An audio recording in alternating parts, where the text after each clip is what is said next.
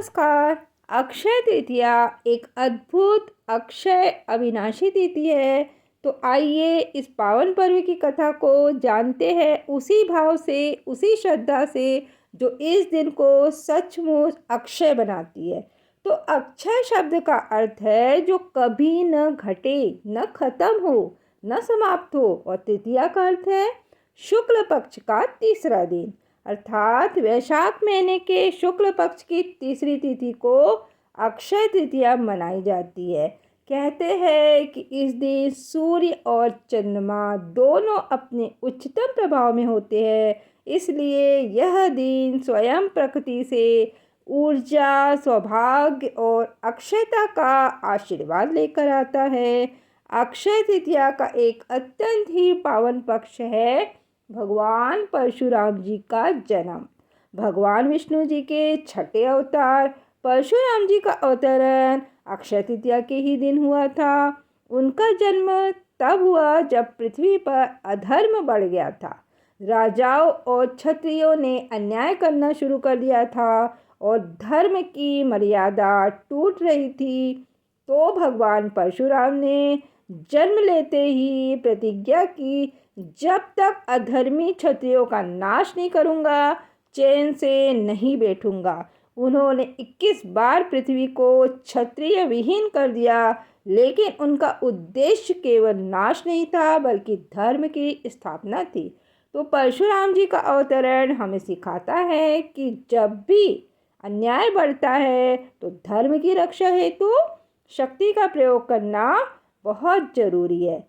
महाभारत काल में जब पांडव वनवास में थे तब उनकी कठिनाइयाँ बढ़ती जा रही थी। तब माता द्रौपदी ने भगवान सूर्य से प्रार्थना की, तो सूर्यदेव ने उन्हें अक्षय पात्र दिया, एक ऐसा पात्र जिससे जब तक द्रौपदी भोजन न कर ले तब तक उसमें से अनंत भोजन निकलता रहेगा। इस पात्र ने पांडवों को असीम राहत दी।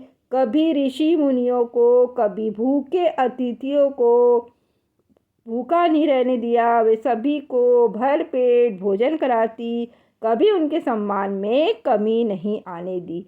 तो यह कहानी हमें सिखाती है कि जहाँ धर्म है तो वहाँ साक्षात देवता सहायता करते हैं। अक्षय तृतीया का और एक अत्यंत बहुत ही बढ़िया मधुर प्रसंग जुड़ा है श्री कृष्ण और सुदामा की मित्रता से। सुदामा निर्धन ब्राह्मण, भक्ति और प्रेम के प्रतीक थे। जब वे श्री कृष्ण से मिलने द्वारका आए तो उनके पास भेंट में केवल थोड़ा सा चिवड़ा था। तो लेकिन जब उन्होंने श्रद्धा से वह चिवड़ा श्री कृष्ण को अर्पित किया तो भगवान ने उन्हें अपार वैभव का आशीर्वाद दिया। तो यह कथा हमें सिखाती है कि ईश्वर को भेंट की मात्रा नहीं, भक्ति की गहराई प्रिय है। कहते हैं कि इसी दिन कुबेर जी को देवताओं का कोषाध्यक्ष भी बनाया गया था और माँ लक्ष्मी ने वरदान दिया था कि जो भी इस दिन श्रद्धा पूर्वक पूजा और दान करेगा तो उसका धन कभी छीन नहीं होगा। इसीलिए अक्षय तृतीया पर लोग सोना चांदी खरीदते हैं, जमीन खरीदते हैं, नए कार्य आरंभ करते हैं, क्योंकि इस दिन आरंभ किया गया कार्य अक्षय अर्थात नष्ट न होने वाला होता है।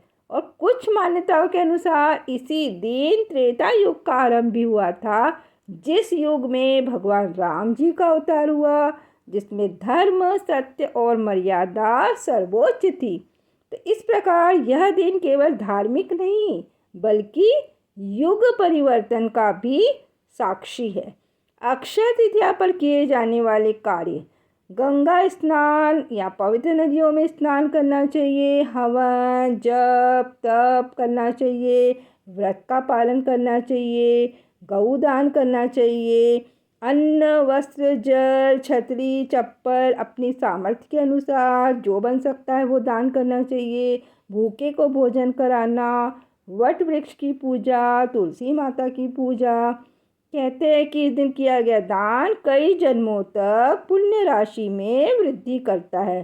देखिए, आज जब हम भौतिकता की दौड़ में व्यस्त हैं तो अक्षय तृतीया हमें याद दिलाती है कि वास्तविक अक्षयता धन में नहीं बल्कि धर्म, सेवा और प्रेम में है। इस दिन केवल संपत्ति नहीं बढ़ानी है बल्कि पुण्य और सद्गुण भी बढ़ाने हैं। इसी में जीवन में सच्चा सौभाग्य है। जीवन की सबसे बड़ी पूंजी धन नहीं धर्म है, संपत्ति नहीं संस्कार है। और इस संसार में सबसे अमूल्य निधि प्रेम, सेवा और श्रद्धा है।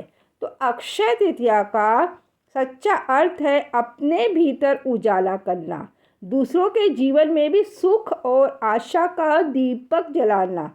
तो इस अक्षय तृतीया पर हम संकल्प लें कि किसी भूखे को भोजन कराएंगे, किसी दुखी के चेहरे पर मुस्कान लाएंगे और किसी ज़रूरतमंद के आंसू पोंछेंगे। तो यही होगा हमारा सच्चा अक्षय पुण्य। अगर आपको यह मेरी वीडियो अच्छी लगी हो तो अपने प्रियजनों के साथ साझा करें और मुझे कृपया कमेंट करके बताइए तो आप इस अक्षय तृतीया पर कौन सा पुण्य कार्य करने जा रहे हैं। जय श्री हरि। और वीडियो को पूरा देखने के लिए आप सभी का दिल से बहुत बहुत आभार।